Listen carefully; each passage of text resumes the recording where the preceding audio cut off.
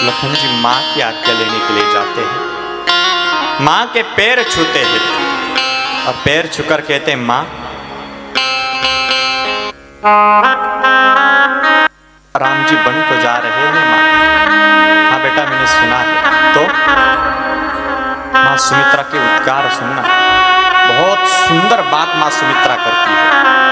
माँ मेरी माता सीता भी वन को जा रही है, तो माँ आज मैं भी वन को जा रहा हूँ। तो सुनकर माँ सुमित्रा की आंखों में आंसू आ जाते।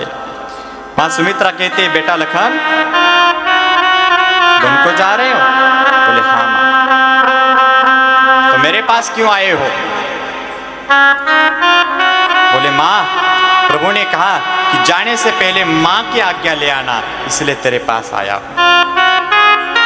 माँ सुमित्रा कहते बेटा लखन जब प्रभु रामचंद्र जी ने कहा माँ की आज्ञा ले आना, तुरंत वहां पर ही नीचे झुक जाता और माता सीता से आज्ञा ले लेता। मैंने तुझे कहा था लखन, जब राम का राज्याभिषेक हुआ था ना, तभी मैंने तुझसे कहा था आज से सीताराम ही तेरे माता पिता है। वहां झुककर ही राम से सीता से आज्ञा ले लेता, मेरे पास क्या आने की जरूरत थी? बोले माँ जाने से पहले मिलने आया। बोले जाओ लखन, जाओ माँ जाओ। लखन जी जाने लगे। लखन की आंखों में अश्रु है। माँ सुमित्रा लखन को आवाज लगाती, बेटा लखन। हाँ माँ। बेटा लखन एक बात याद रखना, सपने में भी सीताराम जी के प्रति कभी कुभाव निर्माण मत होने देना। आज तो अयोध्या के प्राण सीताराम तो लेकर जा रहा है, लेकिन याद रखना बेटा लखन 14 साल बाद अयोध्या के प्राण सीताराम अयोध्या को सौंप देना। बेटा 14 साल बाद अयोध्या के प्राण सीताराम अयोध्या को सौंप देना। लखन जी कहते हैं माँ मैं वचन देता हूं। ऐसा कहकर लखन जी जाने लगे। माँ सुमित्रा फिर आवाज लगाती है, बेटा लखन। हाँ माँ। सपने में भी सीताराम जी के प्रति कभी कुभाव निर्माण मत होने देना। लखन जी कहते हैं माँ जागृति में तो मैं कभी भी सीताराम जी के प्रति कुभाव निर्माण नहीं होने दूंगा। जागृति में तो मैं कभी भी सीताराम जी के प्रति कुभाव निर्माण नहीं होने दूंगा। लेकिन माँ तूने सपने में कहा है ना माँ। हाँ हाँ बेटा सपने में। तूने सपने में कहा है ना माँ। हाँ हाँ बेटा सपने में। तो सुन माँ, तेरा है बेटा लखन आज तुझे वचन देता है माँ। तेरा है बेटा लखन आज तुझे वचन देता है माँ कि 14 साल तक तेरा है बेटा लखन कभी सोएगा ही नहीं माँ। 14 साल तक तेरा है बेटा लखन कभी सोएगा ही नहीं। उसके बाद 14 साल बीत गए, लेकिन मेरे लखनलाल वनवास में कभी सोए नहीं 14 साल। ये सुनकर माँ सुमित्रा की आंखों में अश्रु आ गए। माँ सुमित्रा रोने लगी और माँ सुमित्रा कहती बेटे लखन आज तूने मेरे दूध की लाज रख ली। बेटा लखन आज तूने मेरे दूध की लाज रख ली। बेटा लखन आज तूने मेरे दूध की लाज रख ली। ऐसा कहकर रोने लगी माँ सुमित्रा। कहती कैकई आज तूने राम को वनवास देकर अच्छा नहीं किया। कैकई आज तूने राम को वनवास देकर दशरथ जैसे महान खजाने को लूट लिया। कैकई तूने आज दशरथ जैसे महान खजाने को लूट लिया। तूने अच्छा नहीं किया। ऐसा कहकर माँ सुमित्रा रोने लग गई। कैकई तूने लूट लिया दशरथ के खजाने को। कैकई तूने लूट लिया दशरथ के खजाने को।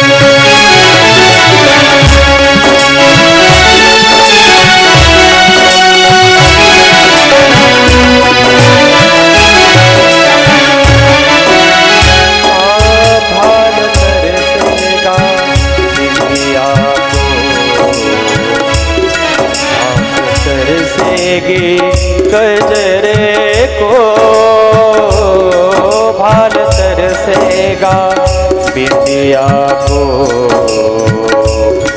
आँख तरसेगी गजरे को, हाथ तरसेंगे कंगन को, बाल तरसेंगे गजरे को। तू तरस जाएगी रानी, तू तरस जाएगी रानी, तू तरस जाएगी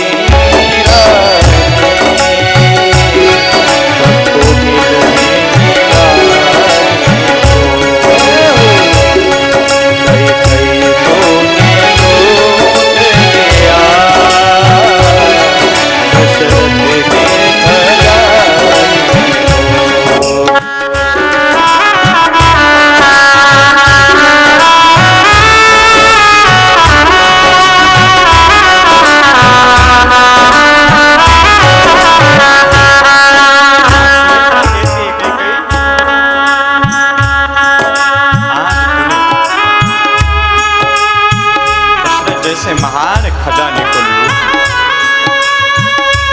मां सुमित्रा रोने लगी। यहां से मेरे राम का वनवास प्रारंभ होता है। प्रभु रामचंद्र जी वन को जाने लगे हैं। जब वन को जाने लगे तो सब के सब अयोध्या के वासी, सब के सब बड़े बुजुर्ग, सब के सब बच्चे आज राम के साथ जाने लगे। साथ जाने लगे सब रोते रोते तमसा नदी के किनारे तक पहुंचे। तमसा नदी के किनारे तक जब पहुंचे तो वहां पर रात को सब सो गए।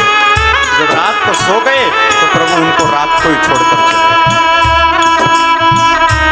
यहाँ पर एक संत बड़ा सुंदर लिखते हैं कि आज अयोध्या वासियों ने प्रभु रामचंद्र जी के लिए अपना घरदार छोड़ा। आज अयोध्या वासियों ने प्रभु रामचंद्र जी के लिए अपना खान पान छोड़ा। आज अयोध्या वासियों ने प्रभु रामचंद्र जी के लिए अपनी पलंग खाट छोड़ी।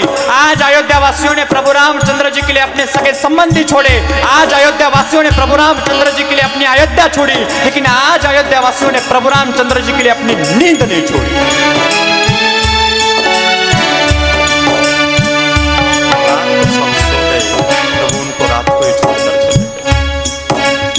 अयोध्यावासी अयोध्या में आए। अयोध्या में आकर सब अयोध्यावासी प्रभु रामचंद्र जी की राह देखने लगे। उसके बाद 14 साल तक अयोध्या में फिर कोई खुशी नहीं मनाई गई। 14 साल तक अयोध्या में फिर आनंद उत्सव नहीं मनाया गया। 14 साल तक अयोध्या दुख के सागर में डूबी रही। 14 साल तक अयोध्या में किसी की शादी नहीं हुई। 14 साल तक अयोध्या में किसी को बच्चे नहीं हुए। 14 साल तक अयोध्या दुख के सागर में डूबी रही। और जब 14 साल बीत गए, 14 साल तक राह देखते रहे कि राम आएंगे। इधर दूसरे दिन प्रभु रामचंद्र जी सरयू नदी के किनारे से निषाद राज के पास पहुंचे। आज निषाद राज के पास जब प्रभु पहुंचे, निषाद राज ने प्रभु को देखकर कहा, प्रभु आप हमारे महल में चलिए, महल में निवास कीजिए। प्रभु रामचंद्र जी कहते हैं, नहीं निषाद राज, अब 14 साल तक मैं किसी के नहीं जा सकता, इसीलिए ऐसा ही ठीक हूं। ऐसा कहकर प्रभु रामचंद्र जी वहां पर पत्तों की शैया बनाते हैं। और पत्तों की शैया बनाकर आज प्रभु रामचंद्र जी वहां पर पत्तों के शैया पर सो जाते हैं। पत्तों के शैया पर सो जाते हैं मतलब हमारे गोस्वामी जी लिखते हैं कि पेड़ के जो पत्ते होते हैं वो पत्तों का बिछाना बनाकर आज राम जी उस पत्तों के बिछाने पर सोए।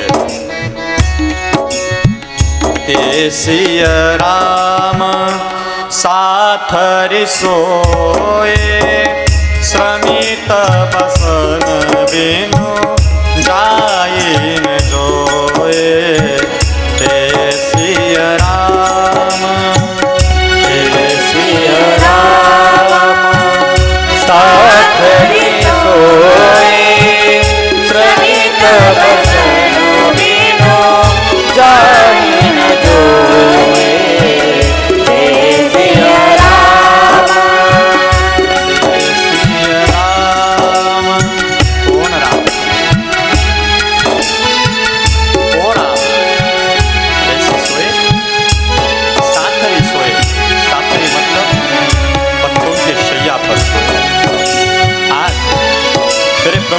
पास ओढ़ने के लिए वस्त्र नहीं है। जो है ना, शरीर पर जितने वस्त्र पहने हैं उतने ही वस्त्र आज मेरे प्रभु रामचंद्र जी के पास है, ज्यादा वस्त्र नहीं है।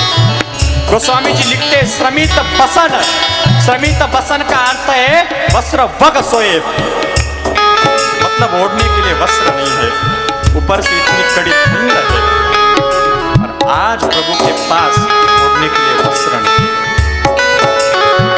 गोस्वामी बड़े दुखी होकर लिखते हैं, ते सिया राम साथरी सोए, श्रमित बसन बिनु जाए नहीं जोए। ते सिया राम, कौन राम? माता, पिता, परिजन, पूर्ववासी, सखा, सुशील, दास, दासियां जिसे प्राणों की तरह रखते थे। माता, पिता, परिजन, पूर्ववासी, सखा, सुशील, दास, दासियां जिसे प्राणों की तरह रखते थे, वो राम आज साथरी सोए, मतलब पत्तों के शैया पर सोए। निषाद राज्य कहते, लखन ये दृश्य मुझसे देखा नहीं जाता। ऐसा कहकर लखन जी रोने लगे। निषाद राज की आंखों में अश्रु थे।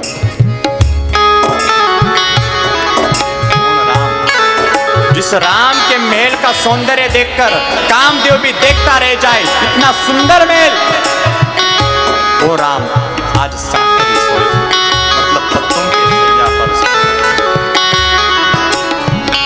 मातु पिता परिजन पूर्व